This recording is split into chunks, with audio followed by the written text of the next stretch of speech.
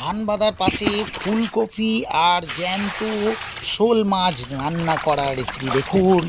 ভালো করে এগুলো জলে ভালো করে ধুয়ে নিল এবং আস্তে আস্তে জলগুলো ঝাড়িয়ে নিল।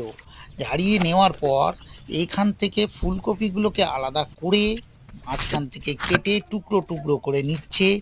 ফুলকপি আর শোল মাছের রোস্ট তৈরি হবে। দেখা যাক নাকি অন্য কিছু। এর সাথে পেঁয়াজ লঙ্কা মশলা ভালো করে ফুলকপিগুলোকে মিক্সড করা হলো। আর এইদিকে ফুলকপিগুলোকে অন্য একটা পাত্রে রেখে দেওয়া হলো। তার সাথে চিনি লবণ জল দিয়ে এইটাকে ঢেকে রেখে হলো।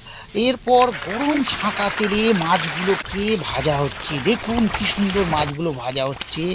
মাছ ভাজা শেষ, কলা পাতার উপরে মাছগুলোকে তুলে নেওয়া হচ্ছে। এবারে দেখা যাক মাছগুলো কেমন ভাজা হয়েছে, একটু টেস্ট করে দেখি। ওয়াও! নাইস, খুব ভালো। কাঁচা ফুলকপি খেলো এর সাথে।